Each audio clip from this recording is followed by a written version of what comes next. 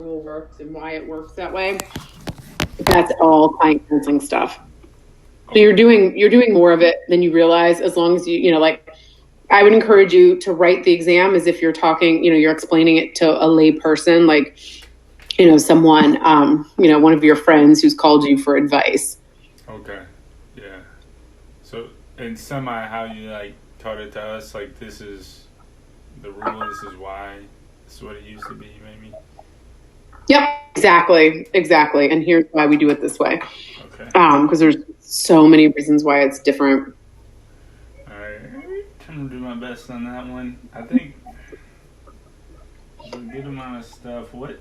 Oh, okay. I got to go back, and I haven't looked at or reviewed the three kind of ways that unvested pensions or unvested things can be distributed.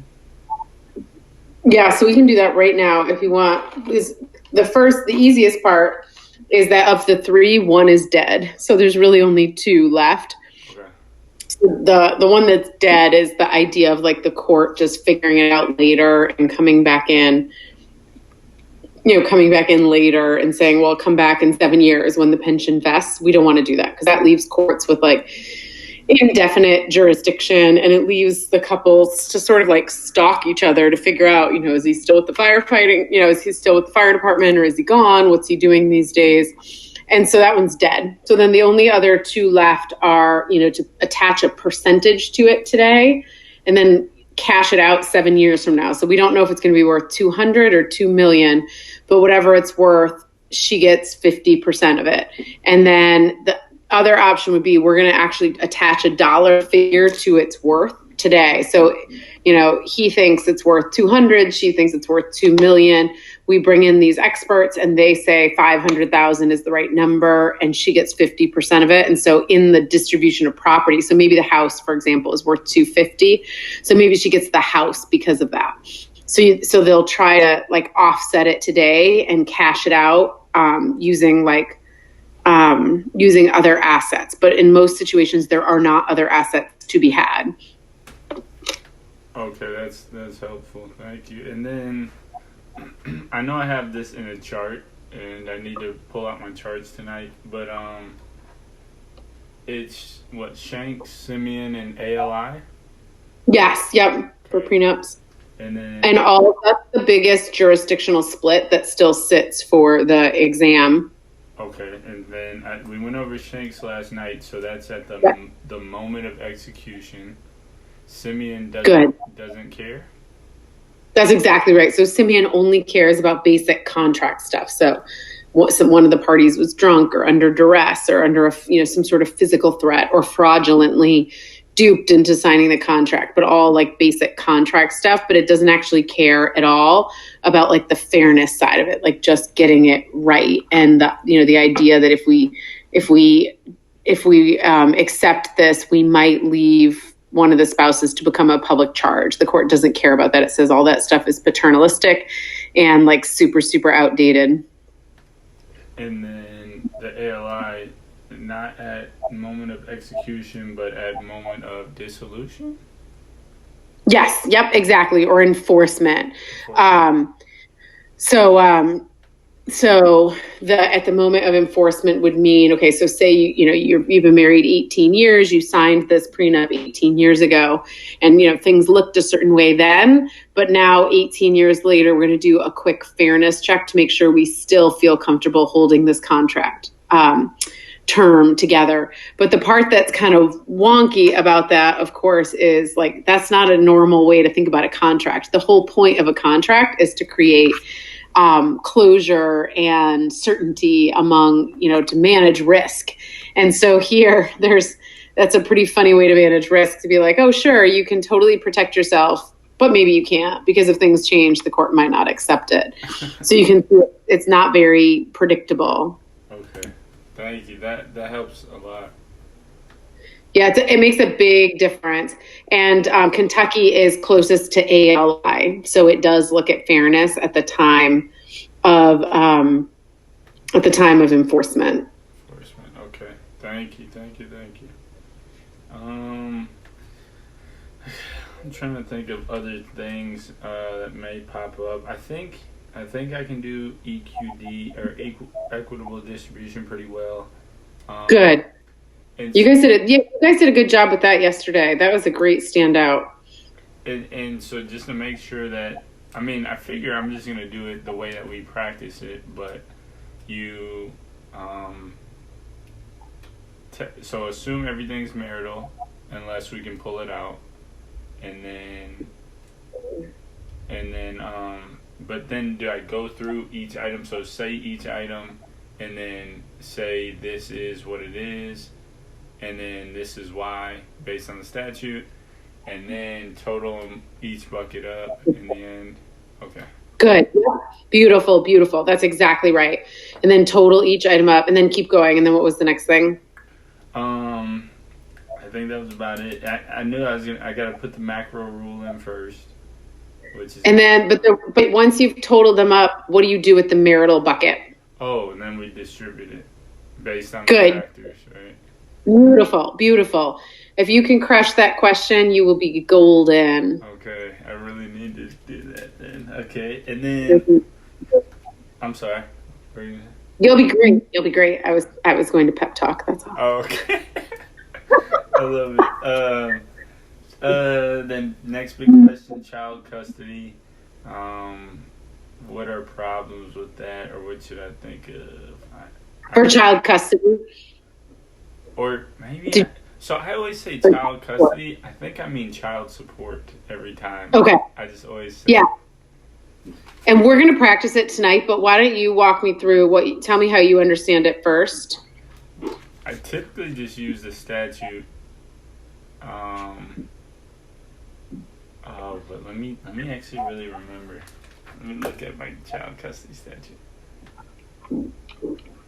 Yeah, and we'll practice it tonight, but eventually my goal for you would be to be just as savvy on the equitable distribution as spousal support. Those are almost always the two biggest questions. Oh, spousal support. Okay. The child support. Okay, so with the child support, I kind of, when I'm going through, I'm noting the incomes. But then there was other flags that the incomes bring up, and was that spousal support you were saying last night? No, child support also. So it could be spousal support for the question of whether they can support themselves, whether they have the means to support themselves. But for our conversation now, it would all be relevant to spousal support. Exactly. Okay, and then what we've seen a few times in the cases where like extraordinary medical needs or services. Beautiful. Things like that. Yep. Good. And so those would be a basis. And then what power does the court have in that process? Okay. How does that differ from the initial calculation?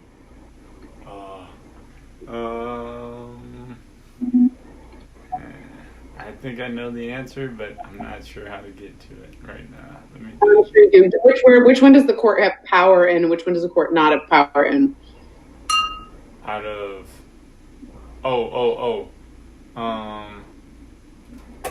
Dang it! Actually, never mind.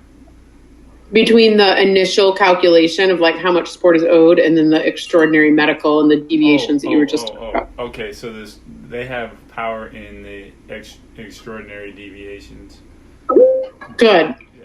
Exactly. So the court on that part has complete power as long as it does what? How would, like, if you were clerking for a judge who was doing a child support calculation, how would you have to handle a deviation? So if the judge said, I'm going to give this deviation because of this, extraordinary medical condition, what would you have to do? Can you just do it on your own, or what would you have to do?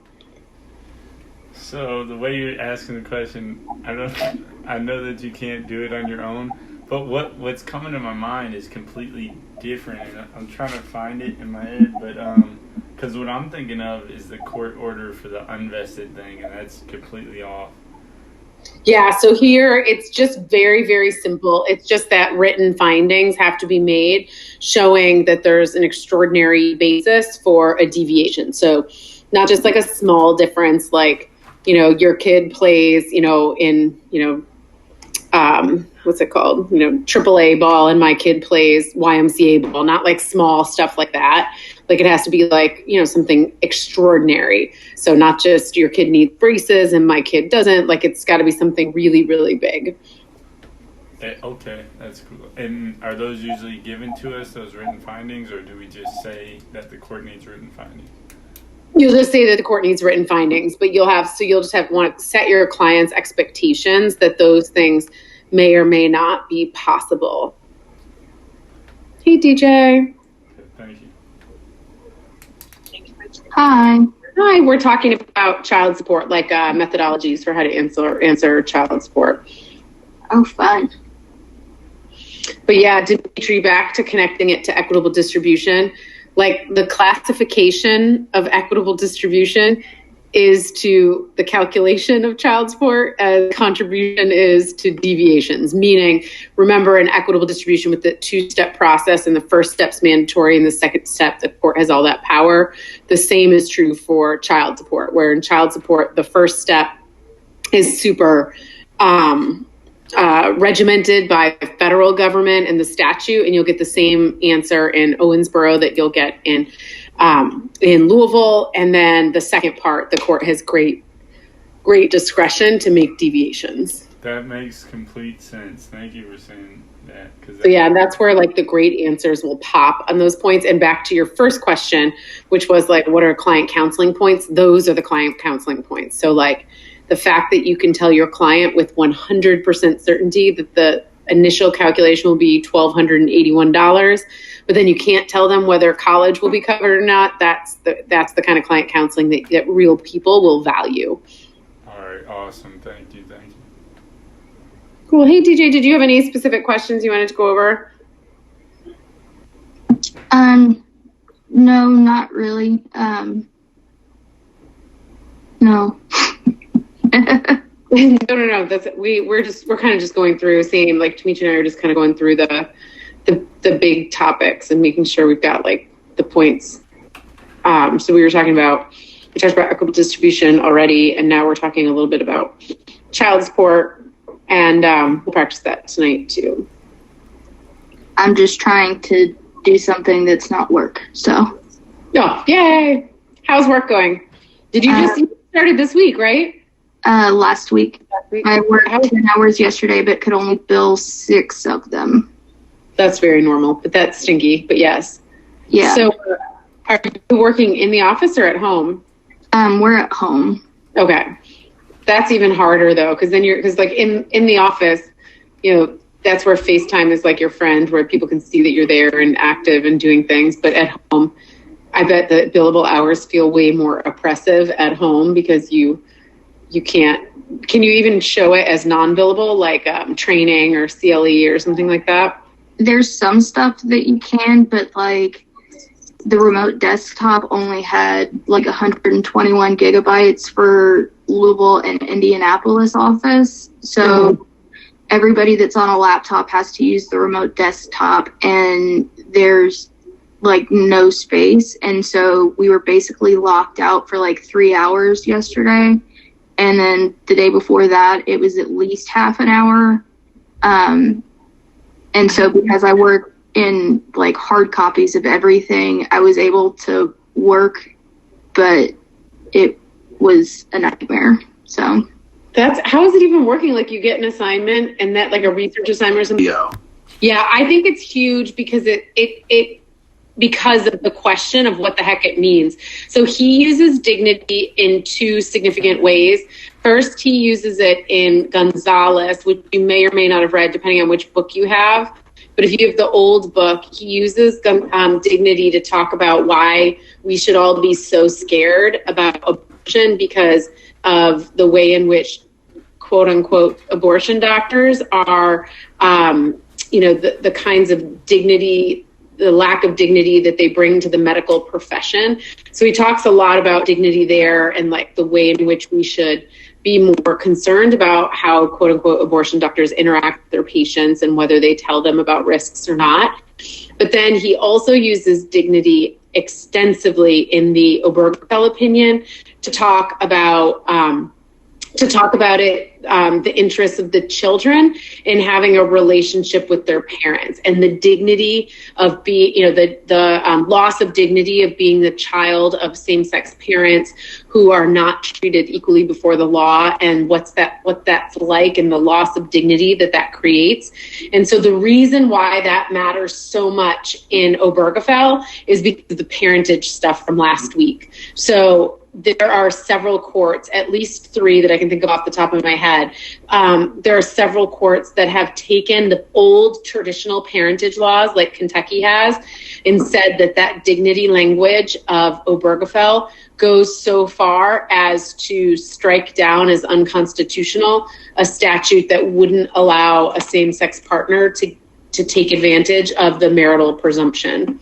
So it's really interesting. But he's gone now, and like the word dignity, dignity, Gorsuch didn't use the word dignity in his, transgender case. It's not in, medical services. So it may be a dead doctrine. But at the moment, what it suggested, I would describe it as a sort of, white picket fence sort of traditional version of it. But nonetheless, it got a lot of traction to strike down parentage laws and other things that treated same-sex parents differently under the law than opposite sex parents. Okay, thank you. Yeah, it's I would say that you would never be wrong on the exam to not mention dignity, but dignity could be a cool portal to make some really, really good arguments on the exam, because every statute I give you is, probably unconstitutional, and that dignity thing is just like this interesting, like little umbrella that could fit a lot of things. Okay, cool. Thank you. Cool. And you said you had a second question too. Yeah. I just this is a little broader. I have my weakest area is common law. I feel good about everything else, and I'm having a lot of difficulty delineating when fundamental right would be the primary argument and when equal protection in the marriage cases specifically, because I do think there's a right to marry, but also equal protection just seems so obvious for not for same-sex marriage. Absolutely. As a starting point for the exam, I would say that you should assume it's probably both always, unless you're really sure that it's not. And if there were only going to be one, it's always going to have to be an equal or fundamental rights question, because that just gets so much more at the heart of family law. But you should assume it'll probably be both on the exam. I don't know if that helps you or not, but you're... Yeah, it does. I sort of took that approach, but I just wasn't sure. Thank you. I think that wraps up all my family law questions, I think, as far as I can think of. Okay, cool. And if we want to do a practice common law question, I'm happy to stay. I did one with Dimitri and Juanita a couple weeks ago, and I think it was 20 minutes. You might have been on that too. It was only 20 minutes, but we can always issue Scott a quick one. I can pop one up now, even if you guys if you want to, just chat one out. I'm happy to do one after or before, or we can that would be helpful for me. But Dimitri, Liz, DJ, are you guys all cool with that too? Can you repeat that? I'm sorry. Oh, just throwing up an old common law question to talk about. Oh, yeah, definitely. Yeah, so let's just take a quick look at this one. This is the one that we were doing yesterday, for those of you who were there yesterday. Just try to get it spaced a little better. This is the one we were doing yesterday, so let's just sketch. Obviously there's no time to write, but we can just sketch it out. So take a look. I'm pulling it up real quick because I'm having the same issue as yesterday with the image appearing. Oh, okay. The best interest of the Protect Our Children Bill one? Yeah. Okay, thank you.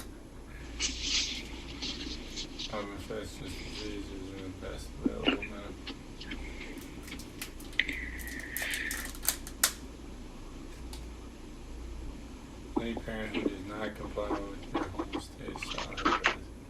This is hard because I'm so pro-vaccine. that I think this is a very good bill.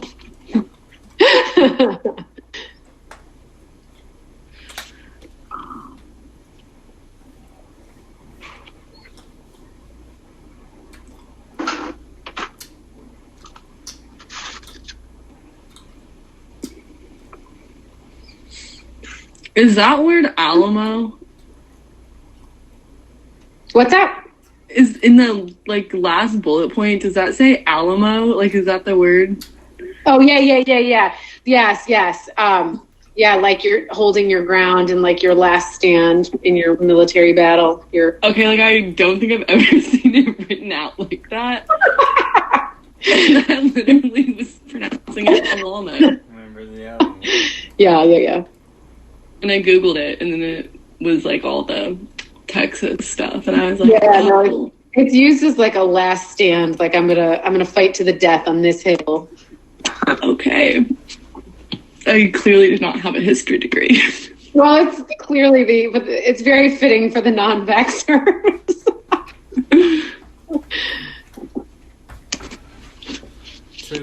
So I myself haven't read this super closely, but just at like a skim, for exam purposes, which of the two fundamental rights or equal protection would you start with?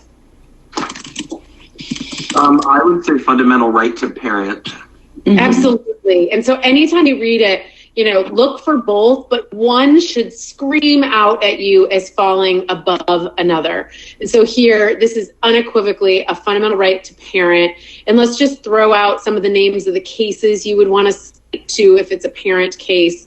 What are a couple of cases we've talked about that you'd want to touch on here? Oh, I have my list. Hold on. One starts with an M, doesn't it? I forgot. Yep, Meyer. Good. Meyer, yeah, v. Nebraska. Yeah. So those. Pierce. Yep, good. Yeah. Meyer, Pierce, and I would add maybe Michael H. to this. Maybe Troxel as well from this week, actually. But the key point here, though, parenting is a fundamental right. Fundamental rights, we need a compelling government interest. Why does the government, Liz, say it's a compelling government interest here? Because it's a public health concern. Good, perfect. And you would just pull out as specifically as you could, just whatever examples I've packed in there. And then do you guys suppose that it is compelling government interest to do public health initiatives to incentivize vaccinations? Yeah. Easy peasy. And then the next question is, are the means selected here narrowly tailored? And that's where, like Liz was saying, I might have a hard time with this. That's where like the first part is probably harder. But then when you start to look at some of the data about who's vaccinated and who's not, you might, start to feel you can make arguments about who's swept in, who shouldn't be, and who is left out, who should be in. And so, the key point here is that hinging vaccinations on a custody determination is kind of like, putting the horse after the cart, or the other way around. I said that, but I think that's right. It's kind of, out of order, because you're that means only, by then the children are already in some sort of a legal dispute. And that means that any parents who don't go through a dispute with their other parent will never get swept up into this. So you can see for a fundamental rights analysis, we want to chisel this like a statue, as as clean and chiseled as it can be. And that's way not chiseled enough if it's using just this one portal to get at it. Does that make sense? Mm-hmm. So my suggestion, I think people get more overwhelmed by the con law stuff than they should. You look at that's like an overwhelming amount of text. It's kind of a daunting amount of detail. But at the end of the day, even if you just look at it from like 8 feet back, once you see the word parent and custody, you know what the issue is. Like there's not a lot of secrets or hidden issues in the con law stuff. It's more about just having a methodology in place to thoroughly support and explain your conclusions. But try not to get, I feel like it's more of a mental block than an actual substantive block that most people have. And it comes from like just a place of swagger, like just walk into this like, you know, all out, like you are a con law scholar, and you're going to look at this, and it's either going to be a right to parent, it's going to be a right to marry, it's going to be a right to intimate encounters, it's going to be a right to abortion. You know, there's only like 5 things it can be. Spot what it is, and then follow but even no matter which 5 it is, you're going to walk through that chart with either a fundamental rights analysis or an equal protection, you know, and do a strict scrutiny analysis. You stop and consider whether the means are compelling. Whether the purpose is compelling, and it probably is, and whether the means are narrowly tailored, and they probably aren't. So try to like walk into this with like your like biggest swagger you've got. You are a common law scholar. Would you also do an equal protection for this one? Like, say people with healthcare versus without healthcare, or like what would you just stick to fundamental rights? No. I definitely stick to fundamental rights, because that last paragraph, which you probably didn't get to, said don't do anything other than the family stuff.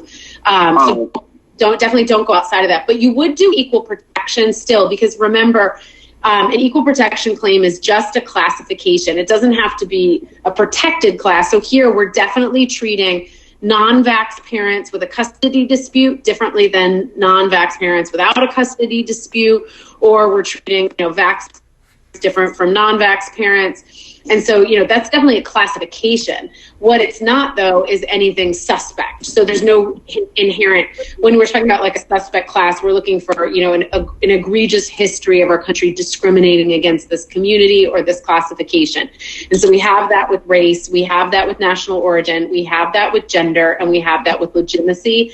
Question mark, coming out of Bostick, if you're curious, question mark whether we're going to do that for LGBTQ people. But for our purposes now, not an issue for our course, but just something interesting to think about. But anything else, there's tons of other classifications in the law, tons and tons and tons of them, but they just don't raise heightened scrutiny, and then they just have to be like mediocrely good enough, and they'll pass. So this would probably pass on an equal protection grounds, because it's at least a rational way to do this, but it's just not a very good way to do it. So that's another reason to start with that fundamental rights analysis. Okay, cool. I feel good about the con law now, I think. Thank you. Good. Swagger. I just have a question. I think I'm just kind of confused, mainly because I just lack a general understanding of the English language. But when you say narrowly tailored, are you like, okay, so we're looking for it to be narrowly tailored, and in this situation that we just read, it's not narrowly tailored because it's like it's because it's the non-vax parents with a dispute versus the non-vax parents without a dispute?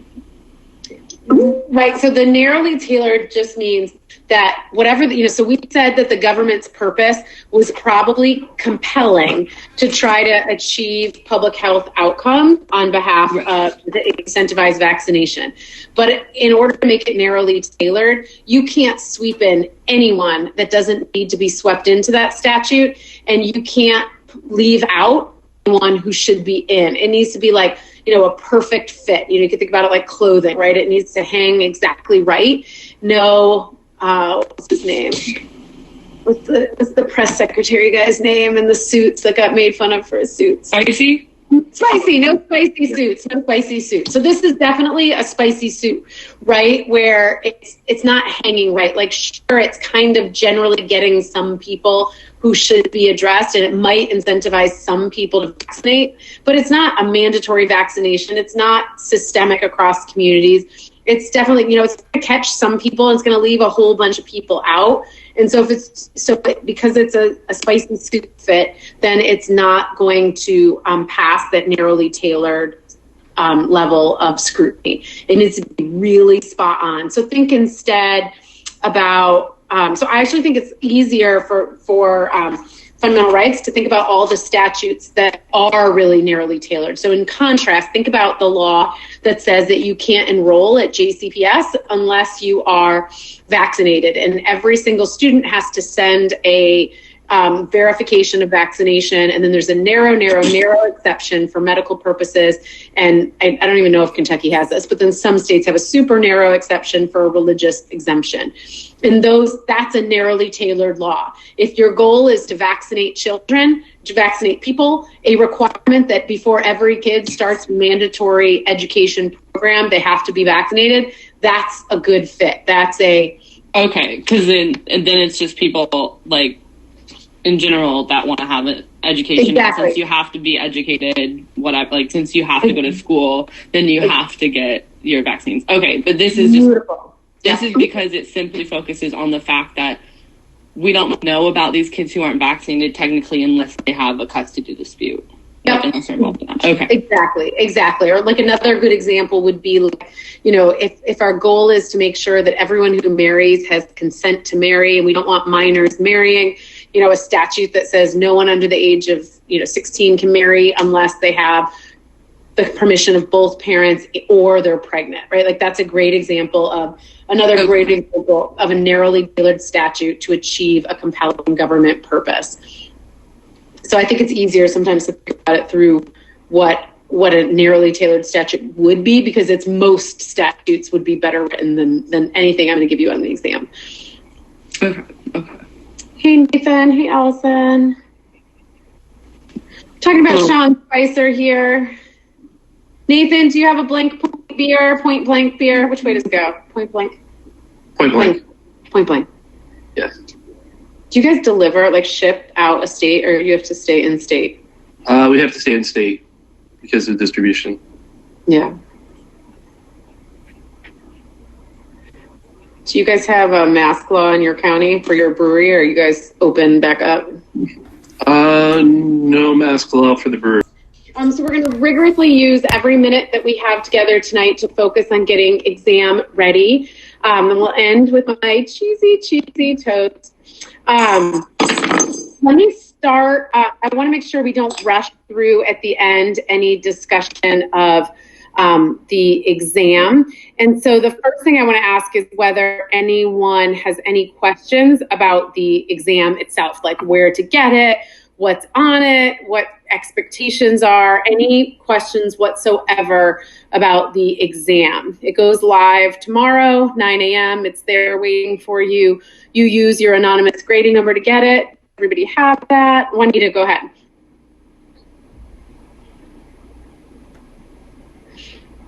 I know I'm going to have a hard time finding that exam. Is there a link that links? And also, always before, we had to download Exam4, do a practice test, and, all of that. Is it still the link from last semester still good? The Exam4? Yes. Yep. Yes. So you will still, especially for anyone who had me for torts this spring, it's actually, I didn't even change the link in the question. So let me, I'm going to pop it up here real quick. But this link right here, after class tonight, I'll email it as a hyperlink so you can access it. But you'll click right through there. And when you get in there, you'll see that there are a couple of options available for the summer class only. It'll look just like it did for spring torts. And then you'll enter my your anonymous grading number. The only difference is, and I straight up misspoke about this previously, so it is a correction or a tweak. The only thing is that you'll take it right in the software. And I misspoke on that because I initially, earlier, I talked about you doing it in a word processing program, but you're not. So you're just going on there. It'll be automatically saving as you go.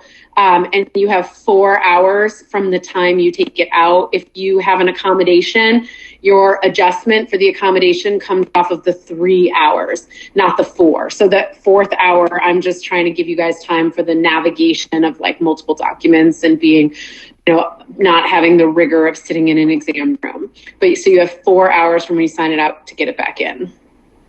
And it closes out at 5 o'clock on July 10th, no matter when you took it out. So really, the last time you could start the exam is 1 o'clock on July 10th in order to get the full 4 hours.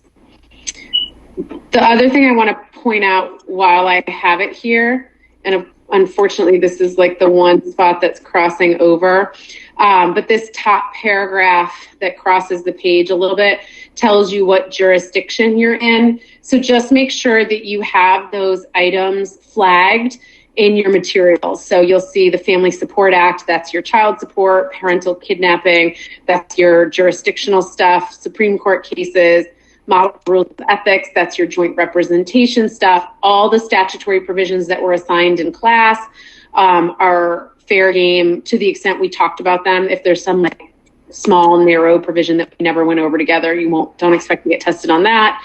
And then those uniform acts, the UIFSA, the UCCJEA, and the original Uniform Parentage Act. So make sure you take a look at that. But any other questions about the exam, what to expect? The other thing I would encourage, I'm going to offer just a couple quick tips for the exam.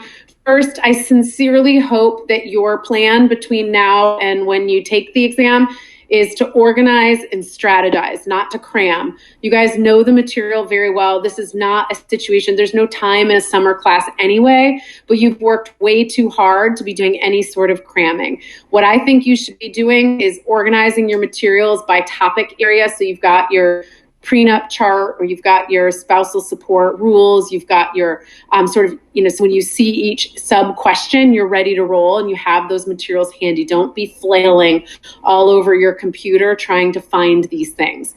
Also have a plan for time management purposes. You have, it was written to be a 3-hour exam, and in any other world it would be. So what I would encourage you to do is to use that extra time for reading the exam and organizing, but I would calculate your time using 3 hours. So if you're, figuring out, what is 20% of 3 hours, I wouldn't use the 4-hour time, because I don't want you to use that extra hour to be panicked and crammed in those last 5 minutes. Use that extra hour to read it calmly, to sketch out your answer, and, to catch up and go back and, touch up. But don't use it. I wouldn't factor that extra hour in across the whole exam.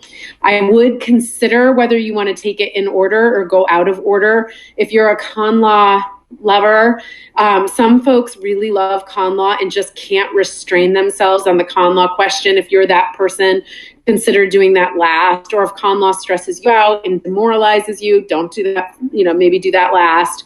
Give some thought. You can do it in any order as long as everything is labeled.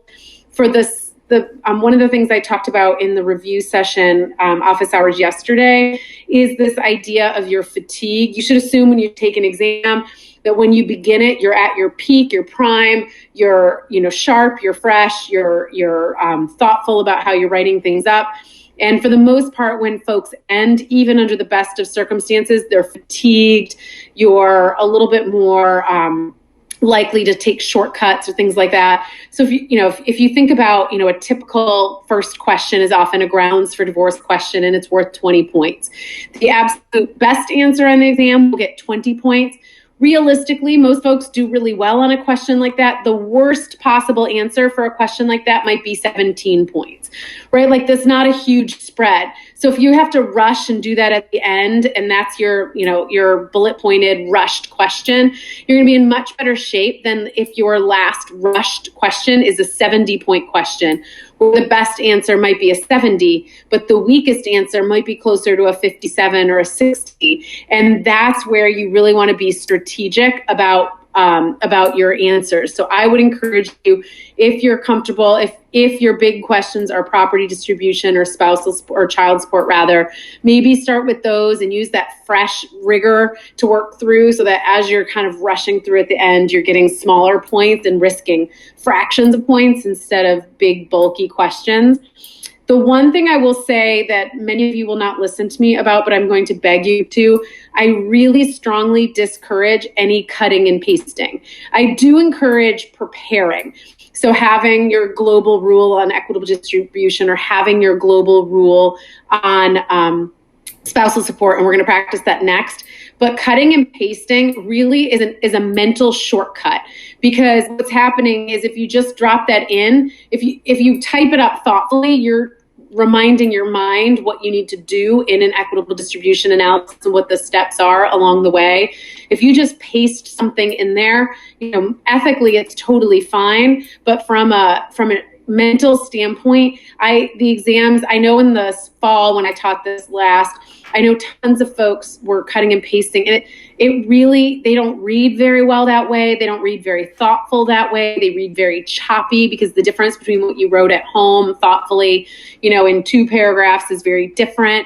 And it's usually not, it's over inclusive, like it's not on point to what you've been asked. So if you have, some extensive write-up about parentage in same-sex couples, but I don't give you a same-sex couple, then, your clients will be like, why are you telling me this? So I encourage you to be ready to write those things up, but I would take the time to write those rules out word for word on the exam with a guide and a plan in place. The biggest things that I think, I've never ever graded a family law exam from one of my classes where folks didn't know the law. Everybody comes out of this knowing the law just fine. What separates the top answers from middle answers is very simply analytic abilities. So you want to follow it's very easy in family law where a word like cruelty sounds a lot like punch, and you think that they're the same thing. You say, well, there's grounds for divorce because she punched him. But there's a real definition for cruelty that you would state, and then you would apply it, and then a punch may or may not be cruelty. And so be really careful, because in family law, I think people cut a lot of analytic corners because some of the rules are more intuitive and more fact geared.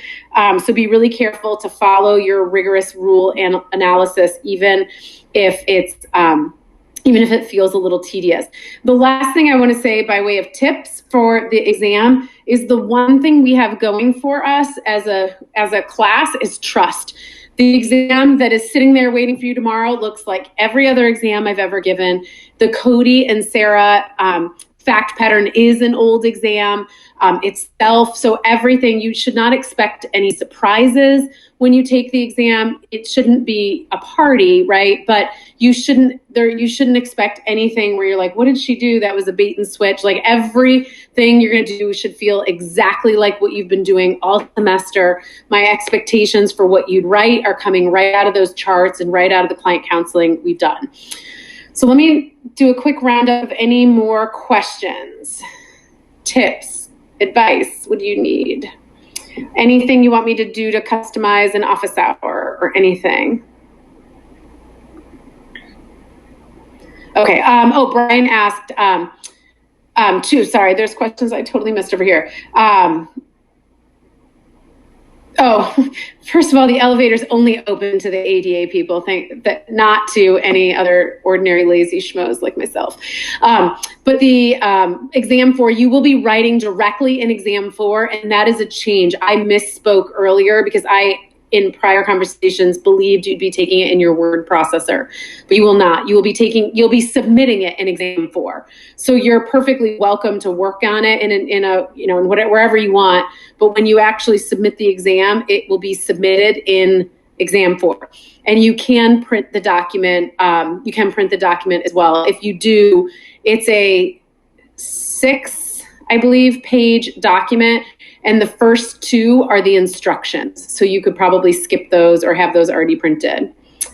Holly, you download the exam. Let me put this back up. Just like you did in torts this spring.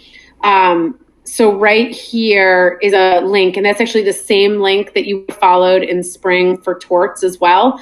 But you'll just click right there, and it will take you to the U of L's Extegrity site, and it's sitting there. And I'll be watching my phone carefully. If you have any questions, you can reach out to me, or you can reach out to Dean Becker as well. But you click right there, and you use your anonymous grading number to get it.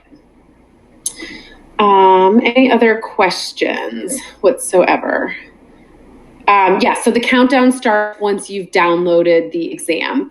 Exactly. And then and you'll be able to see how much time you have left to get it back. And if you have any tech issues whatsoever, just make sure you preserve your work using working with Dean Becker, because he's exceedingly generous in stopping the clock if you have any tech issues or restoring time. So definitely reach out to him if you have any tech issues. Okay, reach out if you have any exam questions. I don't get any of the exams until everyone's finished on July 10th, so I won't know whether you've taken it or not, but I'm just going to trust if you're reaching out. Of course, you haven't taken it. I'm happy to help. I have my office hours end on Monday, but that doesn't mean I'm completely still available. I just didn't want to create the impression that you needed to wait too long to take the exam. Okay, so with our time left, we're going to review, I'll just do a little bit of final exam readiness on parentage, custody, and visitation, and child support.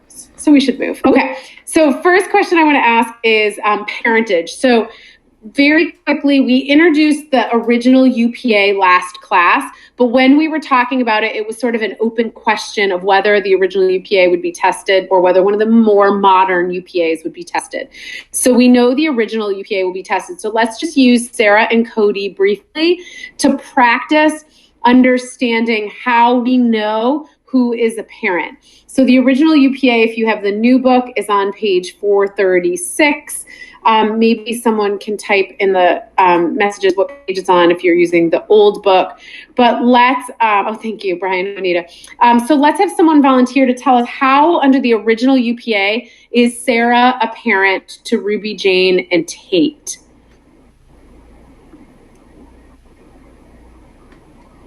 This is the easy question. DJ. She gave birth. Good, perfect. It's super simple. The old UPA is very traditional. Really, the only reason the old UPA is even interesting is because it's holding non-marital fathers accountable. That's what it was designed to do in 1973. It was not designed to deal with all the reproductive technology that could emerge and all of family diversity that we have. It was very simply designed to hold non-marital fathers accountable. So nothing super interesting for mom. She gave birth to both kids, therefore she is the mother. And next, how is Cody a father to Tate?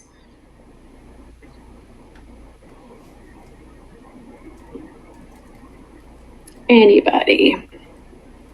Juanita? Tate was born when he was married to his wife. Good. So Cody was married to Sarah at the time Tate was born. That makes him the father. We don't actually care at all about genetics because it's 1973. So when you use this old UPA on the exam, put your 1973 hat on. We don't have DNA testing. We don't have all of the modern technologies we have now. So there's no genetic testing. He was married to the birthing woman, therefore he is the father.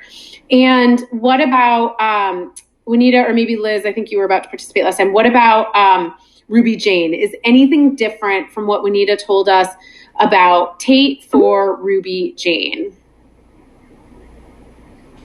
Liz, well, for Ruby Jane, he doesn't, he's not listed on the birth certificate, and he also doesn't hold the child out to be his own, so it's arguable that maybe he's not, but I think they were married. They were married when they were, correct. So under the original one, it's likely that he would be maybe considered the father, like just kind of like the presumption of that he is the father. Beautiful. Good.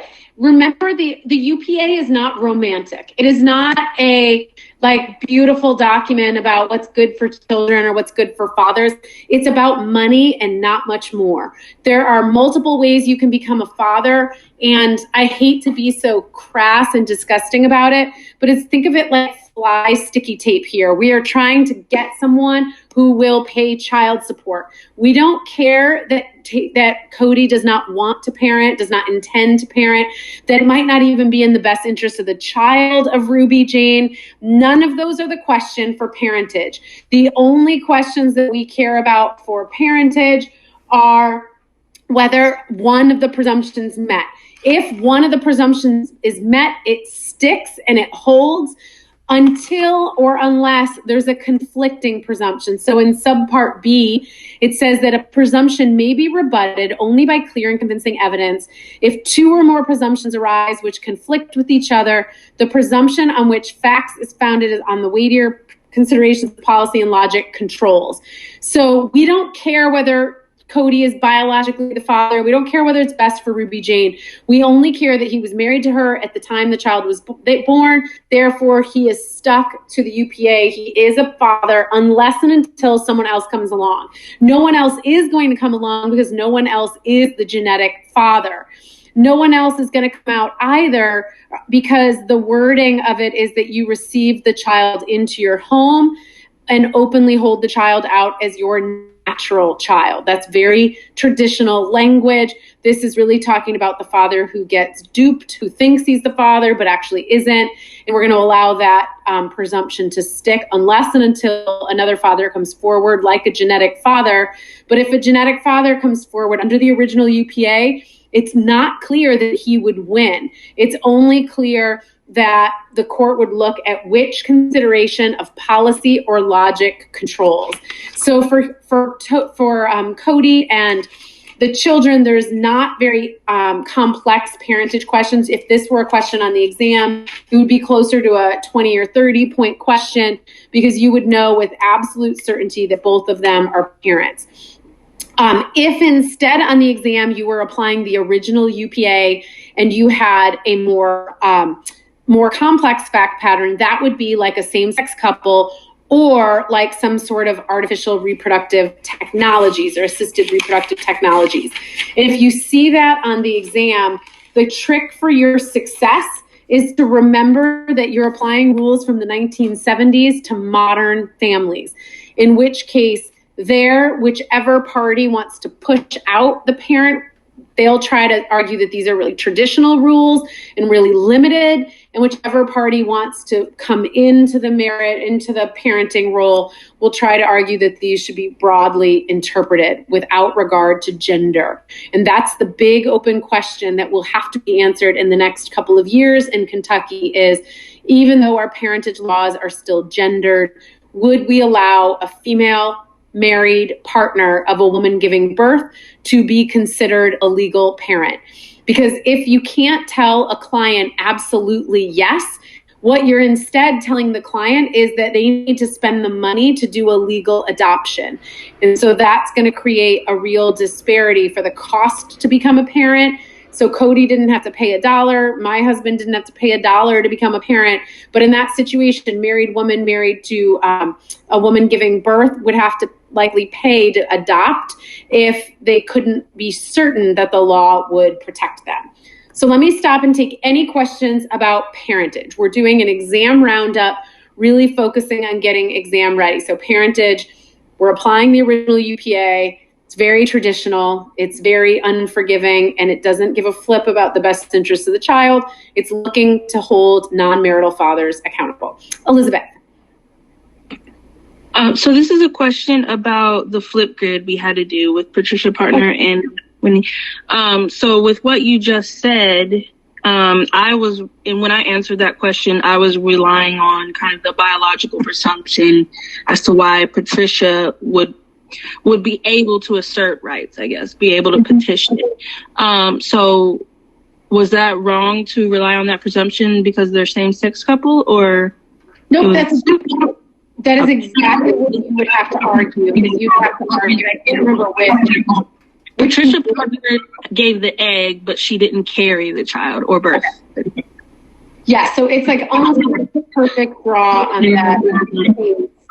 That we had read, Bethany case, I think. But so by keeping the egg, we would try to argue that under the old provision, even under the original she hold the child out as her natural child, which she could do because natural in that context means genetic. And so that would be her argument. And then the birthing mother would argue that she birthed the child and therefore falls under that traditional presumption. The challenge that the birthing mother would make is she'd say the genetic mother can't be a mother under the holdout provisions in the statute or the marital provisions, because those are supposed to establish fathers, not mothers. And that's exactly the question that Kentucky needs to resolve. So for your purposes, you would just make those two arguments and then push it to a court for statutory interpretation. Great question. Okay, any last questions about parentage? Okay, great. Let's move to child support then. We're doing our sort of exam roundup, and I want to talk about child support for Cody and Sarah as well. So the first thing that I want to do, we did this with equitable distribution as well. Oh, is the sound messing up from me? Or can you guys hear me okay? Okay, just post if it happens again. I may need to log out and come back. Okay, cool. Thank you.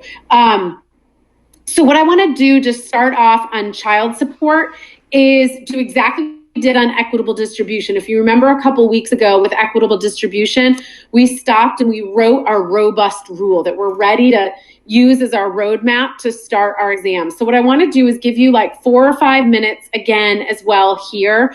And what I want you to do in that time is send me a private note in which you articulate a macro or a global rule that's client friendly, so don't paste the statute, explaining how the court is going to handle child support. So you're going to be writing up, we're going to do it for Sarah and Cody. So imagine you sat down tomorrow to take the exam and you're reading the child support for Sarah and Cody. What would you put in that answer? What macro rules? So don't start doing any math, no math whatsoever, but just what would you want Sarah or Cody to understand about the power of the state, who's setting the rules, how the rules work, how certain your answer will be. So take 4 or 5 minutes and everyone should be sending me a chat note that gives a global rule on child support.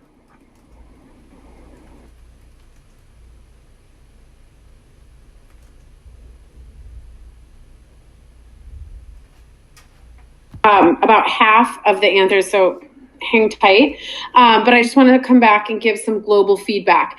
Overall, everyone had a good start to it, and maybe almost everyone needs like twice as much content. So give some thought to, if you're like, think about if you're the client in this situation, and let's imagine we're going in the order we went through the class, from equitable distribution to spousal support to child support, the level of predictability is so much higher here. For when I grade these exam questions, other than like, rounding differences, within like $1 or so, every single one of your exam answers should be the exact same. Just like whether you're in Jefferson County or I can't think of another county, or Fayette County, whatever county you're in, you should get to the same result in Kentucky. And it shouldn't matter what judge you drew or what county you're in. So think about that. Think about the power of the state.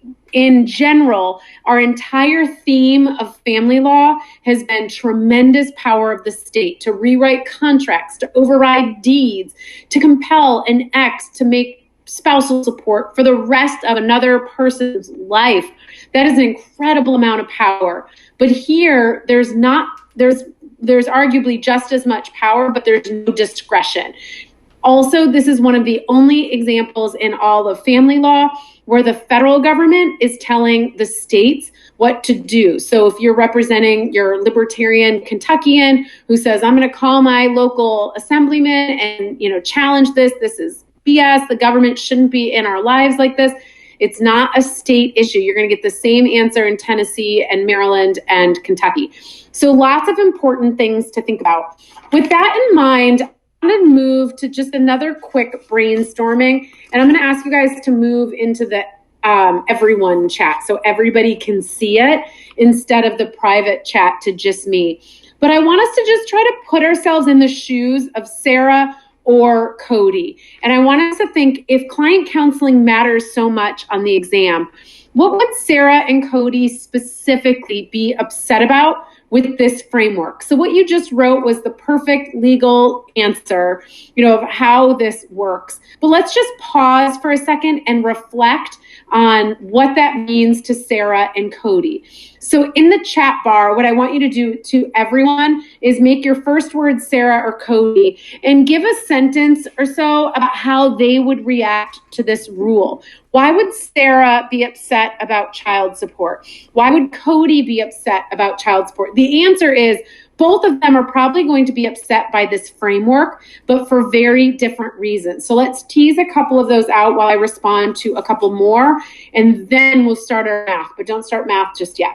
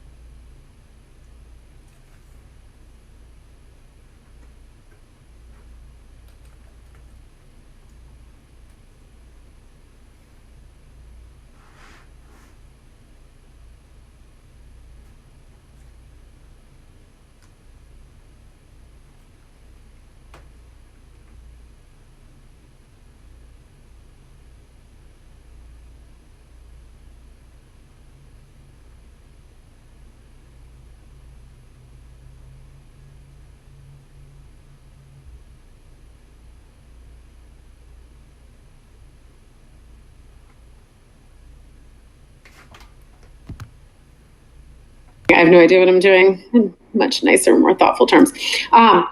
So the key thing that everybody might be missing is you should be using your intake memo. Remember, so who has that info handy that you can either post in the chat or share? So the question is, what we're trying to do is calculate each spouse's gross monthly income. So what we need to do is make every number that we have a monthly number. So there are some incremental math steps here. So we know we have 2 annual numbers from Sarah that we need to make monthly. And then we have 1 monthly number from Cody.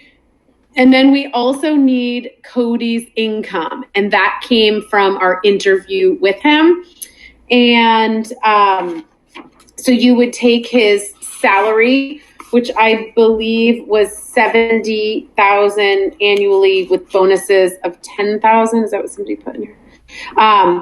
And that's what you would need as the annual salary.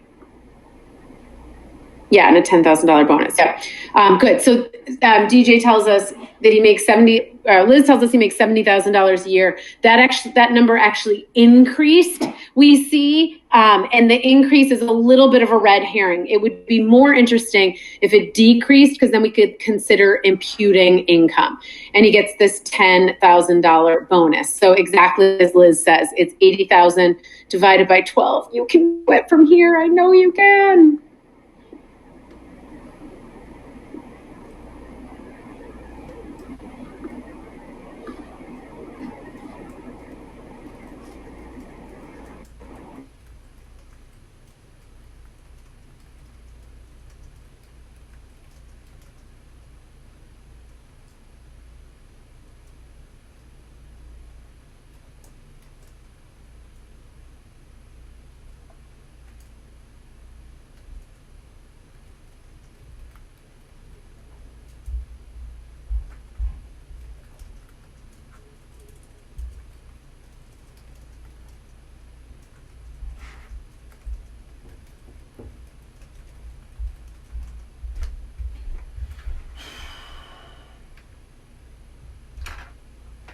Folks are still working. Good. But what you should have done is you add the 7 and the 10, you get 80,000, you divide that by 12, you get,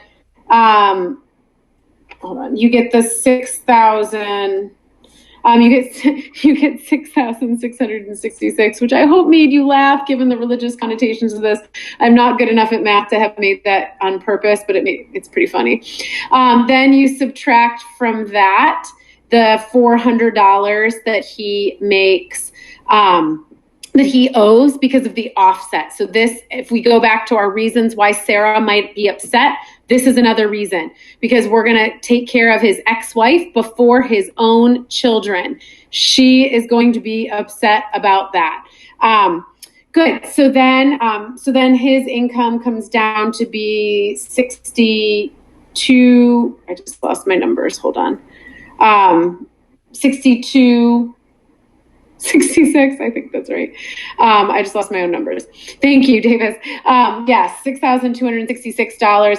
For Sarah, we add together her 8 plus her 30, and we divide that by 12, and she has $2,500 of income. The one other thing I want to note of monthly gross income. The one other thing I want to note for exam purposes, you might always get things that you don't know whether they're income or not. Almost everything is income unless it means tested public assistance, like poverty-based welfare. Other things that will very much upset your clients, like military pensions, personal injury settlements, disability payouts, maintenance received by a spouse, all of those things would be included. Then we add those two numbers together and we figure out what percentage each spouse is contributing. And it comes out to be, I lost my numbers, about, I think it's not 71%. Somebody type in there what it is. It's almost 70-30, but not quite.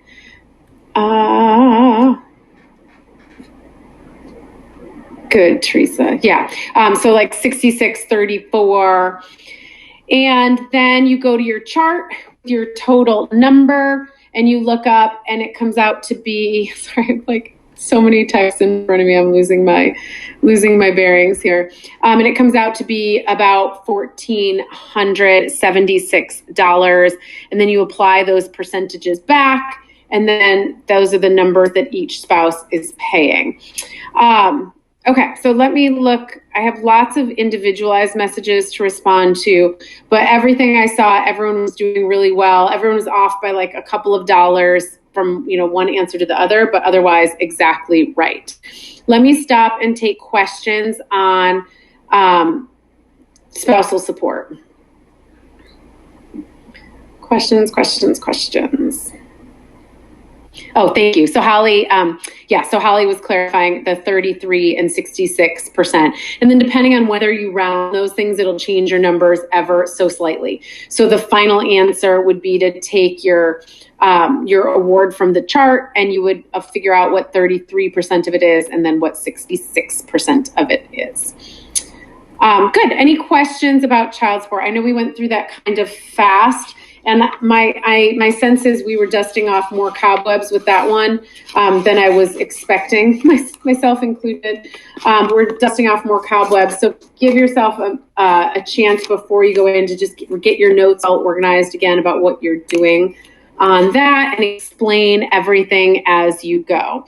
Questions. Okay, Ellen, yeah. So would you recommend subtracting the previous spousal support from step one, like when you're calculating his monthly gross income, rather than waiting until after? Okay. Yeah, that's exactly right. So you get him to the devilish number and then subtract that and then do the percentages after that, and that's going to skew. Okay. And it's going to skew and it's going to upset Sarah greatly. Perfect. Thank you. Good. Then the next thing we would do, that would be our mathematical presumptive number. Whether you're in Owensboro or Shelbyville or E-Town, whatever you live, that is the answer for what the child support is. And then we would look for deviations. If there are any deviations, they would need to be in writing and they would look at the statute. So let me just pop that up real quick. And these are... there we go. These are the statutory deviations that you can expect to see. So you're going to come to your presumptive award first, And if there is a basis for a deviation, it's going to be because of extraordinary medical needs, extraordinary job training, special needs, extraordinary medical, extraordinary independent resources. Think they're like Justin Bieber or a trust fund or a young working child. Or the parents own extraordinary medical expenses. And if the court makes the deviation, it has to do so in writing. That was the Turner case that you all worked with. So you're looking on the exam for something really extraordinary. And the best language to keep that in mind is something where the original award would be unjust or inappropriate. So that's pretty strong language that we're looking for. Any questions on child support? Usually this is the second highest value. For exam purposes, just focus on showing your work. If you make a math error, I will roll with you all the way to the end as long as you show your work. Okay, next, let's talk for a minute about child custody. Again, I'm doing an exam roundup, really focusing on the client counseling and the macro rule things that you'll need to know to apply on the exam. So I would love for everyone to do the exact same thing we've done for our other rules and begin by sending me Annie asked, do we round up or round down? I'm not 100% sure. It actually is done through an electronic calculation using a computer app, and I don't actually know which way it goes, but go either way. Whichever way you go is fine, but it will only change your number ever so slightly. So I personally usually round down, but either way is fine. Okay, so the next thing we're going to do is write up a macro rule for child custody. Exact same thing we just did for parentage, exact same thing we just did rather for child support. So what I'm looking for is a nice robust paragraph where you are explaining to Sarah and Cody how child custody works. When you did your flip grids, almost everyone was brilliant, or not everyone was brilliant in articulating arguments for the client, but you jumped right in talking to the court and making your client's case. That's what you'll do in your application of this rule. But I want you to start by just explaining to your client and think about why this matters. There's no better way to reinforce why client counseling matters than this one, because your clients are dying for you to tell them that the court will not take away their primary custody or that they're not going to lose time with their children. They are dying for certainty on custody, and you cannot give it. And so this is a huge client counseling moment. You can give them a child support calculation on their very first day and feel really good about your accuracy. You cannot give them concrete clarity about what a court will do on child custody. So what I want you to do is take 3 or 4 minutes and write up a macro rule governing child custody. What would you tell Sarah and Cody about how the court functions? Don't make persuasive arguments for them. You did that in the flip grid already. We're focusing here on exam strategies. What would you lead with on your exam?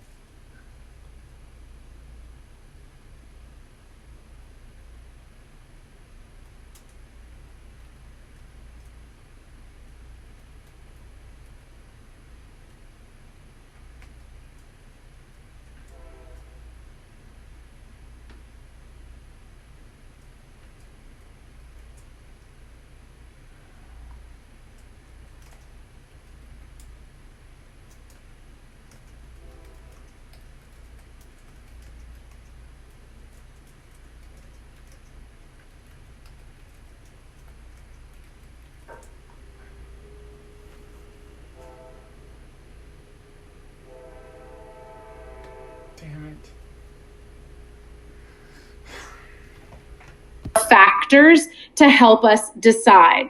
And so we can look at the wishes of the child, the wishes of the parent, their relationship with others, the motivations of the adults in the case, the proximity to home or school. And so we just start together. That's what the 50-50 or the equal presumption means. And then we argue from there. But the lens through which the court will make its final decision needs to be a best interest of the child decision. So you should definitely take on your exam a couple of paragraphs to explain how this works. Why? Because your clients will be devastated if they are primary caregivers who have been working day and night raising their children to learn that the presumption is 50-50. Or your clients will be very excited if they have not been a 50-50 caregiver and they know that the starting point gives them even more time than they've been able to enjoy up until that time. But the key thing here is even savvy, practicing attorneys are getting used to this rule. This is a brand new rule, the part about the presumption of equal custody. And it's quite notable. Many states have a presumption of joint custody, but that doesn't mean equal, that means shared. And so shared in many of your life experiences might mean every other weekend with a night in the middle of the week with the non-custodial, their non-primary parent, and the rest of the time with a primary parent. The idea that our starting point is equal makes Kentucky quite noteworthy. And I want you to consider carefully what you think about that. Because in many family situations, that may not be what the family is used to, or what the family, there are very few families where 50-50 is sort of what the child has been experiencing up until that point.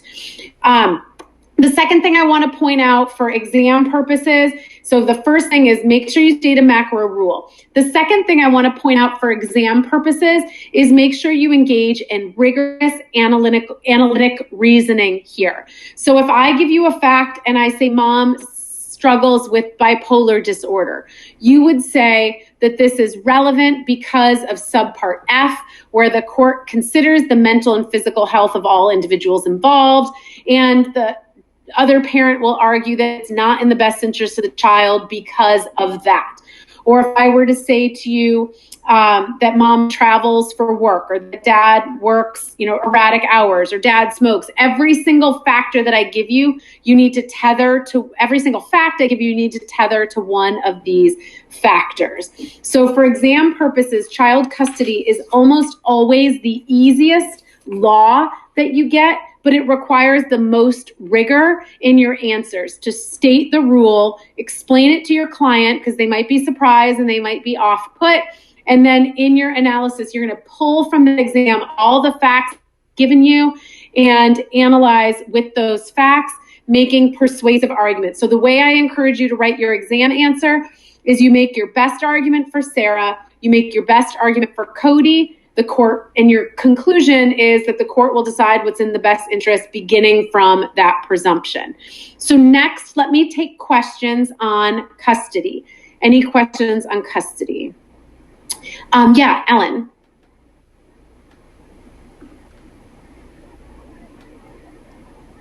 Sorry, I think my hand was up. Your hand's up. Thank you, though. Any other questions on custody? This one should feel pretty good, but just make sure your rigor is in place to answer it. I also got permission from one of your classmates. I'm going to post here a sample answer on the child support. I feel like I kind of botched up walking through that. So if you were working in a file, you can sort of check your work using that. Thanks to your classmate for sharing. And Monica, go ahead, question.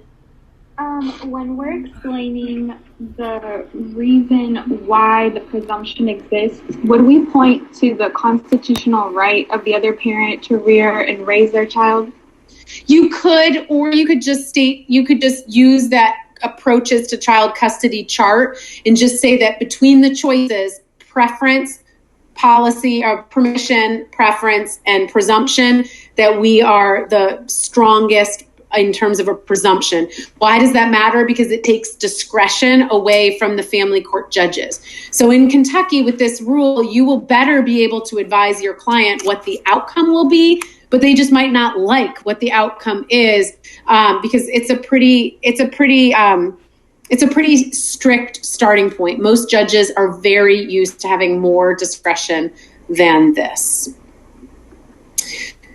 The last thing that I want to address is the visitation statute, and this actually transitions nicely. To the visitation from Monica's question. So Monica's question was, is this because of the constitutional presumption? And the constitutional presumption is sitting here glaring in our visitation statute, because it says that a parent is entitled, that's a constitutional entitlement to reasonable visitation rights, unless it would seriously endanger the child's physical, mental, moral, or emotional health. And the court is going to be given great discretion to fashion a visitation order that meets those standards. And so you would be looking there, if Cody's smoking, you'd be looking for a visitation order. You would say, of course, he's going to get visitation, but we need an order to address smoking. Or if Sarah has residents coming in and out of the house, then we would need an order ensuring that they have limited access to the children. So that's what you'd be looking for in your visitation analysis, would be any facts that suggest that some reasonable provision is necessary to ensure that the kids are safe. But it wouldn't mean that the parents don't get custody of the children.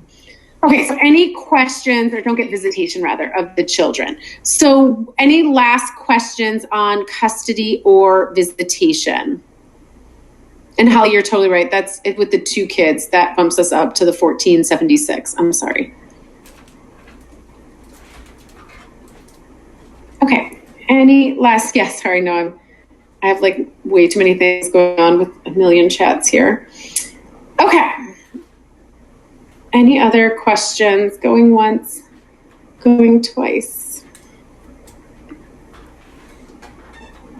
Okay. Well, I'm going to end us with our toast. So put your screens on for real. You can hide during class, but you can't hide during our toast. Put your faces, your beautiful faces up. We're doing this. It's happening.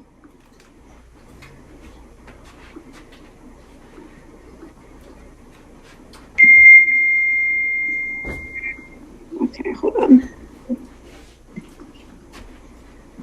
Yay. Are you guys really not going to show me your faces? There we are. Hi. Okay. Do you guys have like a drink reel too? Am I drinking alone? I can get one real quick if you want. Oh, yeah. Okay. All right. Well, I have one. So cheers I've got one for all of us. Look, mine's kind of big. All right. But I want to say thank you guys for being on this incredibly fast, incredibly intensive journey this summer. I have really enjoyed the chance to work with all of you, to be the quote unquote guide on the side, helping you as you yourselves became savvy family law, family law lawyers. Every single one of you throughout this class has brought an unparalleled work ethic. This is the fastest 7 weeks I've ever experienced. You guys worked so hard, and we're so incredibly collegial to each other. So I hope that you're leaving this class feeling exam ready, feeling bar ready, and feeling practice ready. I think I said this at the beginning, but I was not initially scheduled to teach at all during the summer. I cherish my summers with my kids and having more flexibility, but I was really emotional that this might be the last chance I get to teach a class at the U of L. As you guys know, it's been kind of a crazy geographic situation, so this is potentially the last class I get to teach. So this bourbon toast means the world to me, at least. I'll be at Baltimore next year. I'll have this email account, and I'm happy to answer, to be a resource, be a reference, to be a champion for all of you guys. This School of Law is forever my home, no matter what happens next year. And I can't wait to see what you guys do with this degree, to see you guys running for office and sitting as judges yourself and running your own law firms. And if it's not obvious to you, let me say it explicitly. This legal community needs you more than ever. Your skills and talents. Our budgets are struggling. Our families are struggling. Our workplaces are struggling. The need for lawyers has never been greater, and the need for savvy, client-centered lawyers particularly has never been greater, and the need for leaders. So I cannot wait to see what you guys do with this degree. But now I have a real toast, and it's really cheesy, so brace yourselves. All right, ready? So may your relationships always be retrievably repairable and keep your Brandeis community uncomparable. May all your careers be in your best interests, but you and your clients shall never have intimate trysts. May all your dreams be narrowly tailored to achieving your most compelling goals. May your closets forever be stocked with the softest of toilet paper rolls. I hope that you will always remember that telling clients property will be divided 50-50 is like torturing puppies, nails on a chalkboard, and dental drills all wrapped up in one. But 50-50 is a child custody presumption. That rhymed better when I practiced it before. May you always consider both substantive and procedural fairness in all you do. May your savvy professionalism always be permanent, not durational for a year or two. Finally, may you always create a rebuttable presumption of putting family, health, and community above all else. So let's wrap this class by raising a glass and toasting your fine-ass selves. Yay! You guys are amazing. I'm going to stay on as long as you need. Cheers for real. And but I'm going to miss you guys. Reach out with any questions. Exam ready. I'm here to help you all the way through to Friday, July 10th. But I'm going to stop our recording and just open it up to any chit-chat questions or.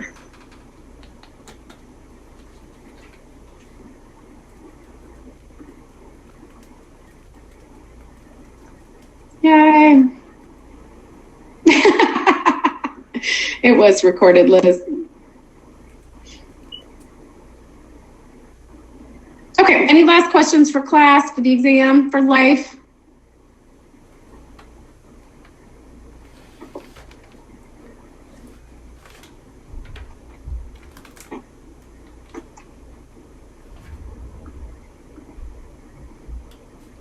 Oh, Mary Beth, are you still on here? Where is she? Mary Beth posted, I'm happy to do one. I did one before class too with a lot of the folks, but I have one ready. So Mary Beth said, are we going to do a practice con law question? But I wasn't recording it before. But we can do one right now if anyone wants to stay. Just drop a note in the chat if you want to stick around, and but we can easily do that. Okay, cool. So yeah, let's just do one now. Let me make sure no one else has any other questions, and then I'll pop up on the screen a question that I worked through with the with folks before class as well. Dimitri, is that a wave? That's really sad. It's very funny that there's no alcohol emojis on Blackboard. I feel like it's so PG. Probably a good reason for that. Okay, let me put up a question. And we don't even have to spend a ton of time on it. It goes pretty quickly. So Juanita, for folks who were, and Mary Beth, the other day when we did the practice question in the office hours, that was yesterday. Doesn't that feel like a long time ago? I think that was yesterday. I know. That's crazy. Anyway, we skipped the con law question, and now this is the con law question from yesterday's review. Let me see if I can get it up here a little bit better. Can you guys see that okay?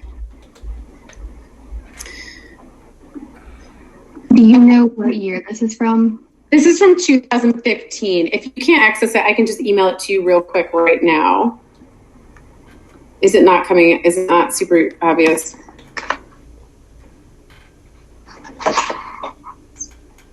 Here, I'll email it.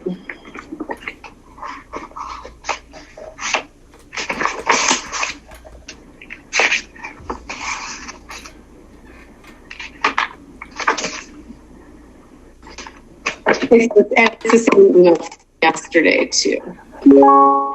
Okay. So you should have that now. I didn't send it to everyone.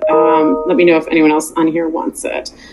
Ellen, I think Ellen and Davis, do you guys want me to send it to you guys too, or can you see it on the screen there? Actually, I'll just send it to you either way. Okay. Oh yeah, you give it from yesterday.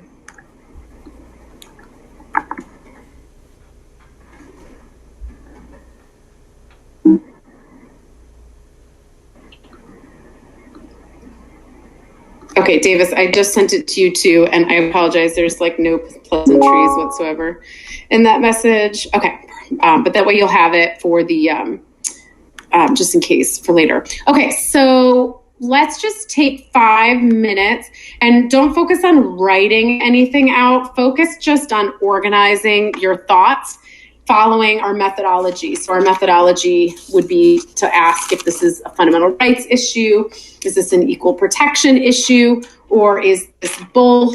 And if it is both, where would we start? Which one is more important for time management purposes? So let's take 5 minutes.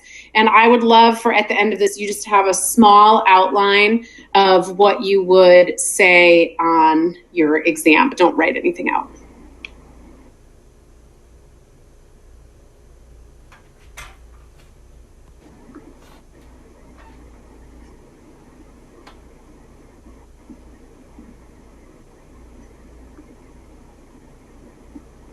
Good, beautiful. So everybody's got it. This is screaming out a fundamental rights. Next question, just to follow up real quick. What fundamental right is it? It's screaming out, but let's make sure we say it. Good, so this is primarily a fundamental rights issue. And then maybe, I like how Mary Beth words it. She says maybe then also an equal protection issue. But if it is an equal protection issue, it's definitely not the dominant issue. It would be a quick finale point. Juanita tells us next that the issue, the fundamental right at issue, so the first thing we would do is name the fundamental right, is the right to raise and rear one's children. And next question for our chat bar, what are 3 or 4 cases you would want to cite in answering this question? We sort of kind of think of these as little pods of cases. Which pod of cases are you going to want to cite here or gesture to on the exam for the proposition Juanita gives us that the right to raise and rear one's children is a fundamental right? What are some of those cases?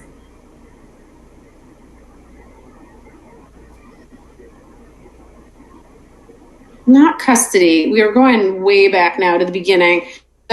These are actually kind of spread out throughout the course, but we definitely covered a couple that talked about the right to parent, including one that you read this week, so you might not have even gotten to it.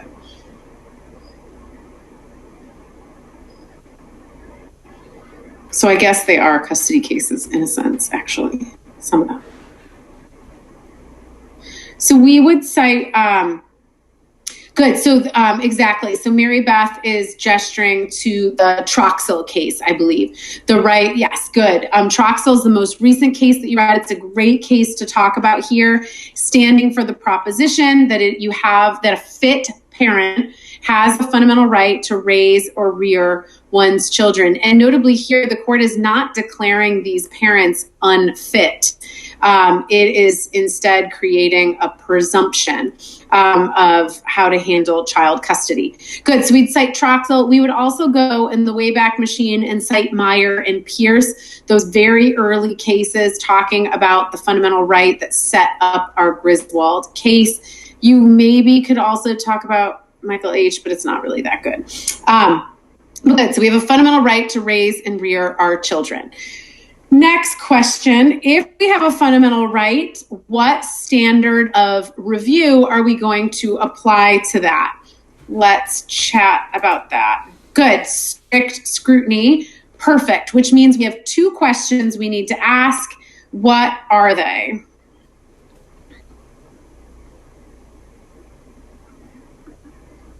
or 2 steps to our analysis.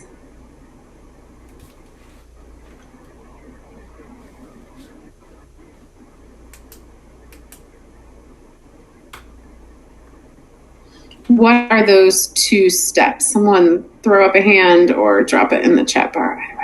Good. So Juanita first tells us the first question is, does the government have a compelling interest to do what it's doing? And then Mary Beth and Davis both add. And then the next question is whether the means that the government has chosen are narrowly tailored to achieving that government purpose. And so here, that leads us to, so step 1, does the government have a compelling interest? So the thing we need to pull out from this question is, why did the government do what it did? What is it trying to accomplish? So in the chat bar, tell me what the government is trying to do here, and then whether you think that's a compelling thing for the government to do.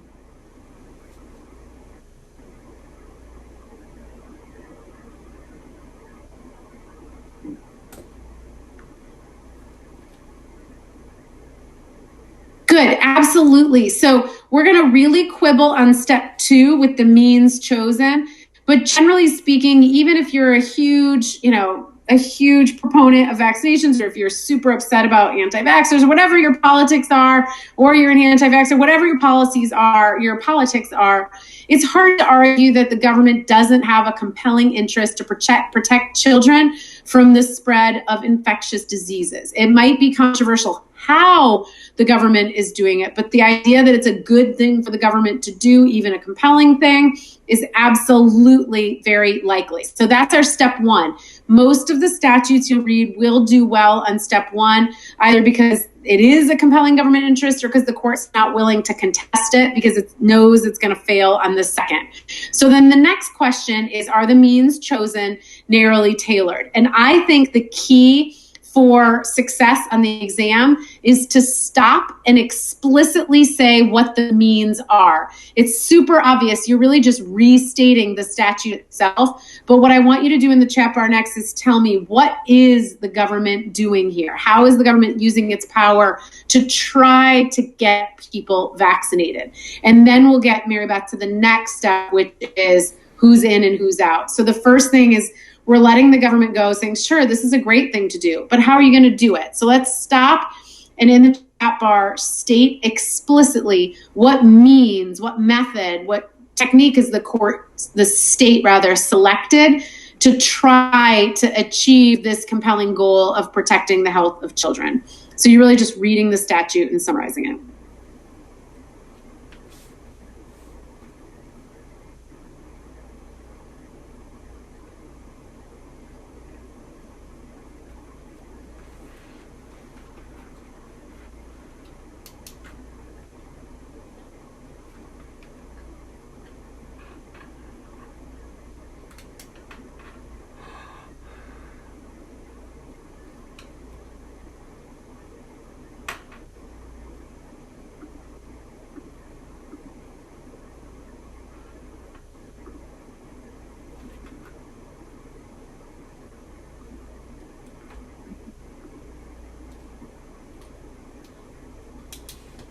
So anyone, if you guys might still be typing, if not, feel free to just raise your hand because it's really just restating what the government's doing here. But I think it's a really helpful step because you can start to hear the disconnect when you say it aloud or when you type it out.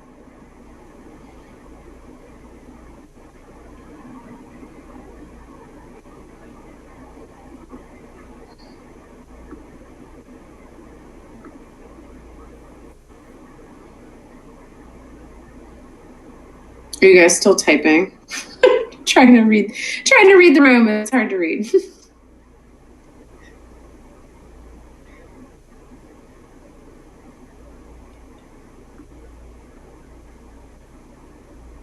Okay. Well, I'm not. There we go. Okay.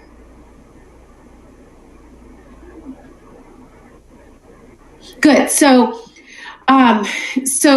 Mary Beth is posting, and it's really simple, like we're just restating. Perfect. You're really just restating, but I encourage you to do it on the exam, because when you say it, that's when you really start to assess the fit.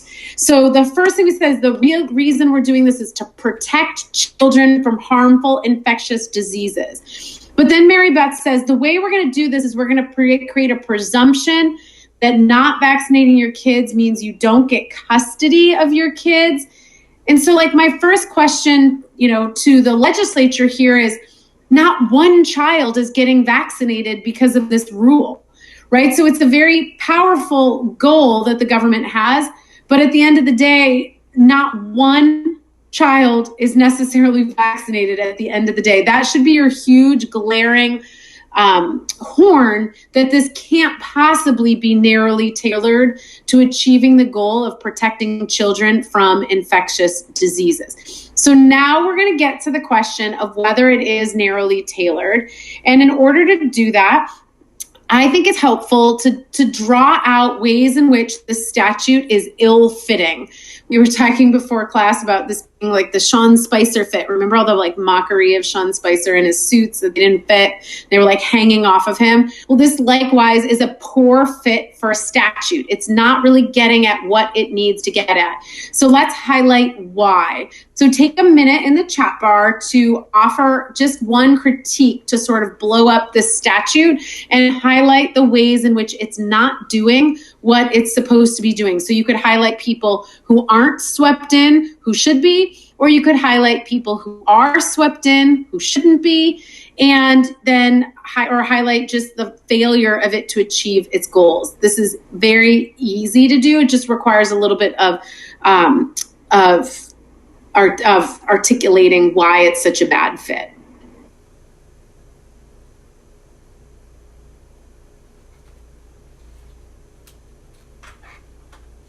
And she says, hey guys, people who are married who never have a custody dispute are never affected by this. So two anti-vaxxers married to each other will never be affected. One anti-vaxxer and one vaxxer married to each other will never be affected. What else? Let's hear a couple of other contributions.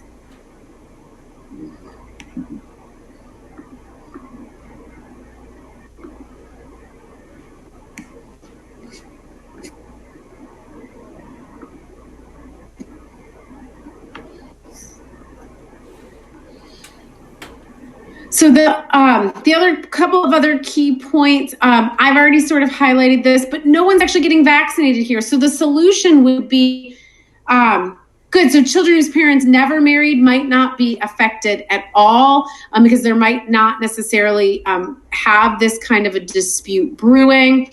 There may be, and most importantly, no kid is getting vaccinated because of this. So the answer to this is that the non-vax parent will have a presumption imposed against them. So that might compromise the child's relationship and their access to their non-vax parent. But it doesn't actually do anything to get the child safer from disease. It doesn't actually force the vaccinations. That's Mary Beth's point. Exactly. That it's not achieving the vaccination at all. And so, so this is a terrible statute. It's definitely not narrowly tailored to achieving this government purpose, and so it would fail. You could also look at, and see that there are some exceptions that would protect you under those, under the guidelines below, but even that's not super relevant. You can easily analyze this just with what we've just done. Then the next thing we would do is we'd stop and consider, so the statute fails, is unconstitutional. Then the next thing we could do is we could consider whether there's an equal protection issue here. There definitely is an equal protection issue here because they're classifying either non-vax parents and vax parents or parents going through a custody dispute and not going through a custody dispute who are not vaccinating. But none of those are protected classes, which means we would just need a rational basis. And this is definitely at least might at least be a rational statute, but we've already killed it under our first provision. The last thing I want to say, and then I'll just open it up for any last questions, but the last thing I want to say is I think it can be helpful just by way of comparison to compare this to instead the real statute in Kentucky, which says that children, because of the goal of stopping the spread of harmful diseases, children cannot enroll in public education unless they can provide proof of vaccination, with some narrow state exceptions allowed. Now let's just run that through and see how different that analysis is. Is it a compelling government interest? Yes, still. But the next question is the means of achieving it requiring children to show vaccination before they can go to public school, subject to only narrow exceptions? Is that narrowly tailored to achieving the goal of stopping the spread of infectious diseases? Much, much stronger. It's a much better fit because here you're actually getting kids vaccinated. You're treating all the kids equally. It's all the kids who are enrolling in school, and you're much more likely to actually increase the vaccination rate in those cases. So you can see that's a much better example of a statute that's more likely narrowly tailored. So let me take any questions on this. My biggest advice for answering con law questions is to not get overwhelmed by seeing all that new text in front of you. And just remember, you have one question to ask: fundamental right, equal protection, or both. And then you follow your methodology. It's more about methodology than anything. You go through what standard of review are you going to apply, and you stop at each of those steps. And then once you do it that way, you sort of go back to the question to find the content you need to work with. But I think it's a lot more empowering if you enter this knowing, that you have one real question to answer and a flow chart to follow. So any last questions on this? Yeah, Mary Beth? I have two questions. So the equal protection issue, what's the class again? Isn't it like sex or gender? No, that's a great question. So ordinarily, think about equal protection as two separate things. The first question is there a classification? And then the second question is, what standard of review does that classification get? And so equal protection issues are generally getting at the idea that there are communities that have been historically discriminated against, that we should inherently be suspect of laws that are passed that treat people differently based on race, national origin, sex, and legitimacy for the purposes of our class. That's what we studied. And we should be suspicious of those statutes because there's an entire history of treating children differently out of wedlock, an entire history of race-based classifications. So we're way more suspicious of those types of regulations. So those will get your intermediate or your strict scrutiny. But any classification that doesn't raise that level of scrutiny would still get an equal protection analysis. It's just that it would only be rational basis. So that's what we would have here. The lowest level of review, the most deferential, because we have no reason to be suspicious here about how the state is regulating by vaccination. So here, I think the classification, you could phrase it a couple of different ways, but one classification is definitely parents who vaccinate their children and parents who oppose vaccinations for their children. Or another classification could be non-vaccinating parents going through a custody dispute versus non-vaccinating parents not in a custody dispute. Either way, it would be a classification, but it doesn't raise any sort of concern. It would just mean that the law would have to be only rationally related. So it can be more of an ill fit than a fundamental rights analysis. Okay. You say the second question, yeah. Yeah. So on the it says proposed amendments. If you think that it counts, that. So is that where we would just say what you just did about if it was about the education, if it was about vaccination records for that? Is that what we would say? Or and not everybody does this, but if you can think of anything, like here, you could even say that a decision to vaccinate your children would override this presumption. That would definitely get it way closer, because at least then you'd have kids that were, or you could tie it to this plus child support or something, something that gets more kids into this. But so you could try to make it a better fit if you can brainstorm a way.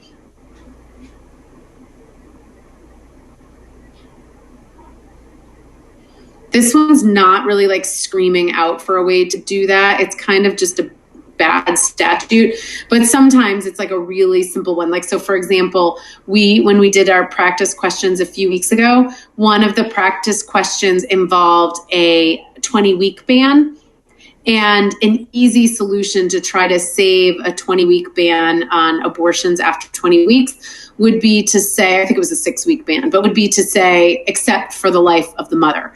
That's a great exception that would get at that other competing interest in protecting the health and life of the mother.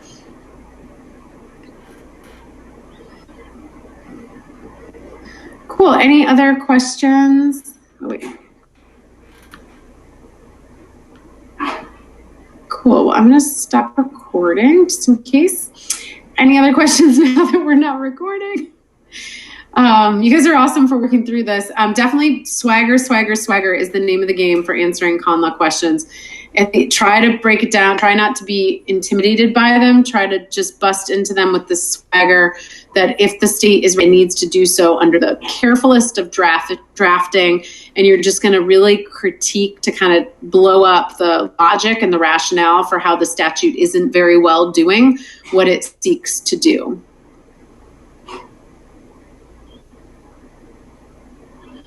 Cool. Well, if you guys don't have any more questions, we'll close up for the night. It's good to see you guys. Reach out and feel free to reach out. I have office hours tomorrow at noon. I have office hours Sunday, I think, at noon. I still have more office hours, and I'm happy to answer questions by email, by text. I'm here to help you guys succeed.